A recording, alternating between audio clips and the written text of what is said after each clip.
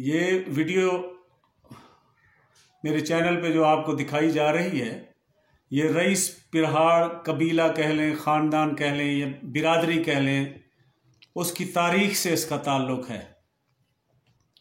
ये 800 साल पहले बीकानेर के रास्ते से जब बर्रे सग़ीर पाक व हिंद एक ही था, तो वहाँ से ये पाकिस्तान में दाखिल हुए, मौजूदा पाकिस्तान में। तो ये जो कबीला है, ये इसमें बड़े नामवर जंगजू गुज़रे हैं, जिन्होंने सारी ज़िंदगी बैरूनी हमला आवरों के ख़िलाफ़ जिद्दोजहद करते हुए गुजारी। इसमें उन्होंने नुकसानात भी बहुत उठाए, लेकिन उन्होंने बैरूनी हमला आवरों के तसल्लुत को कभी कबूल न किया। ये उसी बिरादरी, ख़ानदान या कबीले के लोग हैं। ये 800 साल पहले 4 भाई कोटद्दू, जो अब मौजूदा ज़िला है, इससे पहले ये तहसील था मुजफ्फरगढ़ की, वहाँ का एक निवाही इलाका है, देहाती इलाका है, बुढ़े आला भी उसको कहते हैं, और पिरहाड़ों का इलाका भी उसको कहते हैं। ये चारों भाई अपने ख़ानदान के लोगों के साथ वहाँ आए 800 साल पहले। और उस ज़माने में जो सवारी थी वो तो जानवर थे या फिर दरिया के ज़रिए सफ़र होता था। तो ये बुढ़े आला के साथ ही, जहाँ अब भी इसी कबीले के बहुत सारे लोग मौजूद हैं, दरिया भी बह रहा है। मुमकिन है ये कश्तियों के ज़रिए आए हों, ये भी हो सकता है कि ये घोड़ा, ऊँट या गधा या जो भी सवारी उस वक्त इस्तेमाल होती थी, उन सवारियों के ज़रिए वहाँ आए हों। बहरहाल ये 4 भाई थे। बड़े का नाम राय पिरहाड़ था, दूसरे का नाम राय चौहान था, तीसरे का नाम राय पंवार था और चौथे का नाम राय सोलंकी था। ये फिर चारों भाई अपने ख़ानदान के साथ उच्च शरीफ में आए और मुशर्रफ बा इस्लाम हुए। और फिर यहीं से ही मेरे ख्याल में ये जो भाई थे, ये अपने अपने ख़ानदानों के साथ तकसीम हो गए, क्योंकि फिर जो पहला इनका इलाका है पड़ाव का, कोटद्दू का वही निवाई इलाका, वहाँ ये राय पिरहाड़ की जो औलाद है वहाँ वही आबाद है, बहुत बड़ा कबीला है। और राय चौहान, वो फिर पूरे मुल्क में ये चौहान बिरादरी से ताल्लुक़ रखने वाले लोग हैं, ये वही एक ही कबीला है इनका।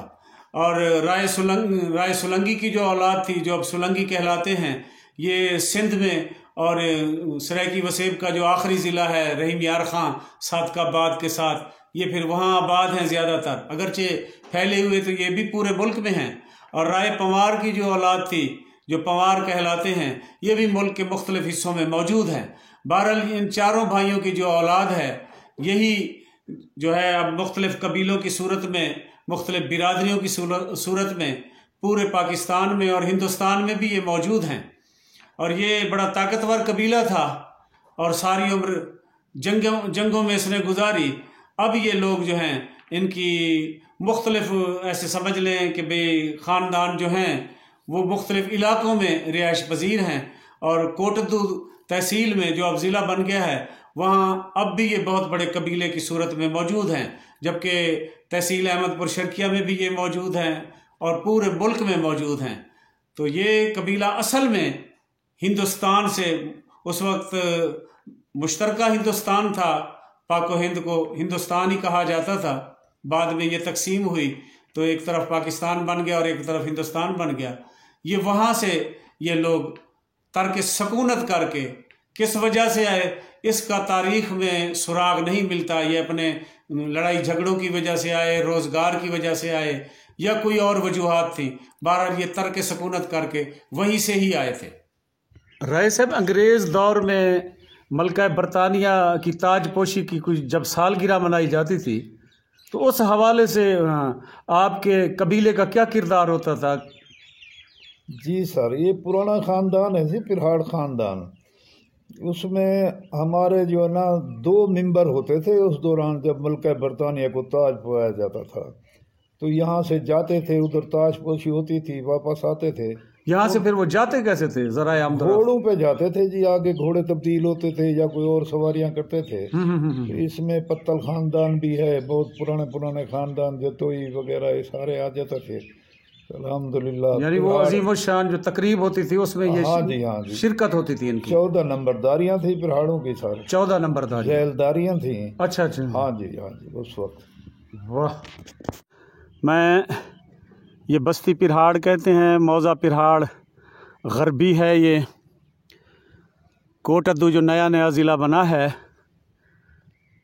पहले ये मुजफ्फरगढ़ की तहसील हुआ करती थी, वहाँ आया ठहरा हूँ इस बस्ती में, एक कब्रिस्तान में इस बस्ती के। और यहाँ मैं यहाँ की जो मशहूर ताकतवर और कदीम कौमें, बिरादरियाँ या कबीले हैं, उनके मुतालिक उनकी तारीख़ बताने के लिए भाग दौड़ कर रहा हूँ। अल्लाह पाक कबूल फरमाए। तो इस सिलसिले में मैं यहाँ की जो सबसे कदीम बिरादरी या कबीला है वो राय पिरहाड़ हैं।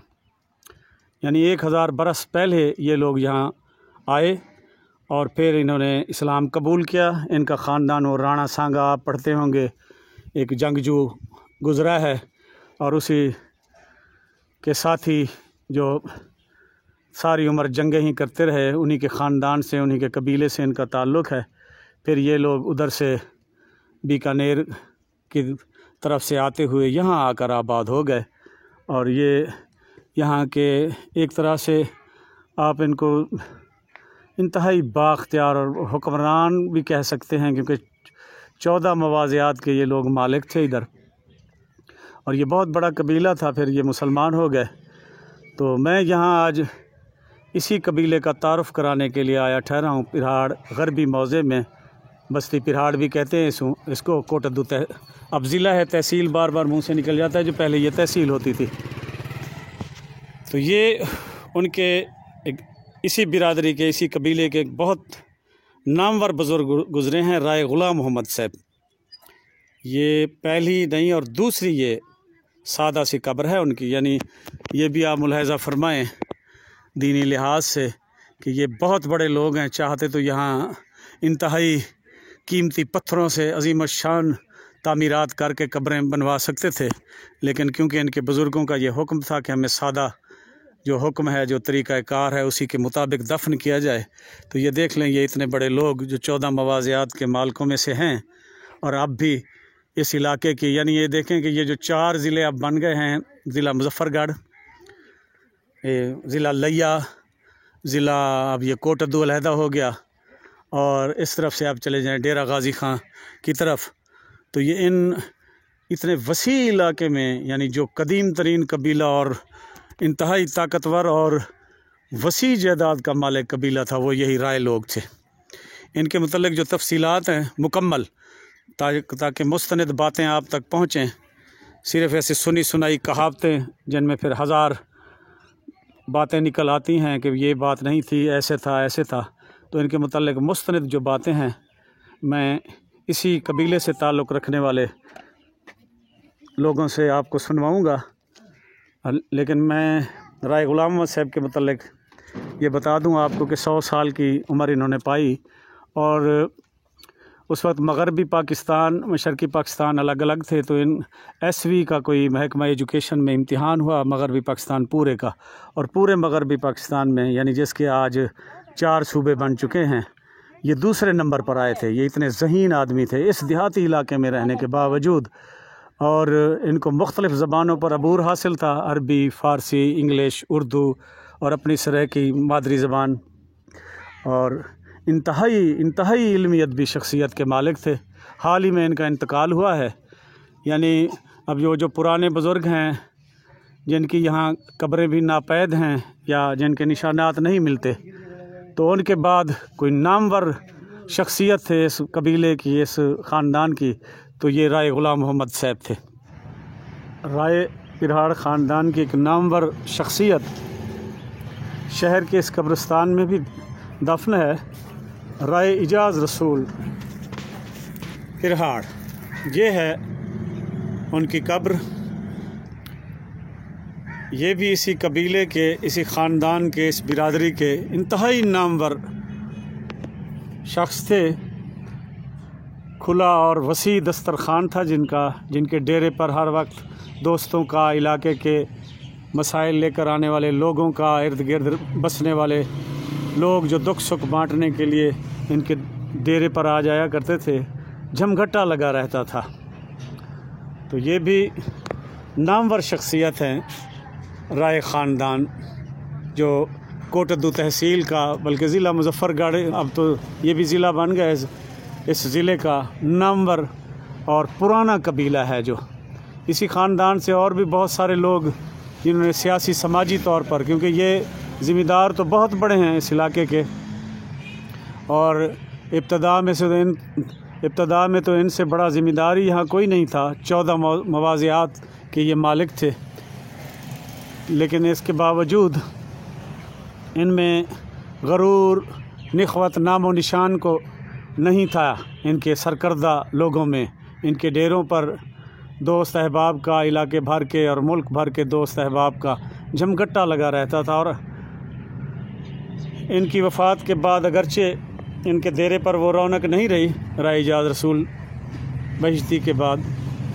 लेकिन फिर भी ये कबीला तो बहुत बड़ा है ना इस इलाके का।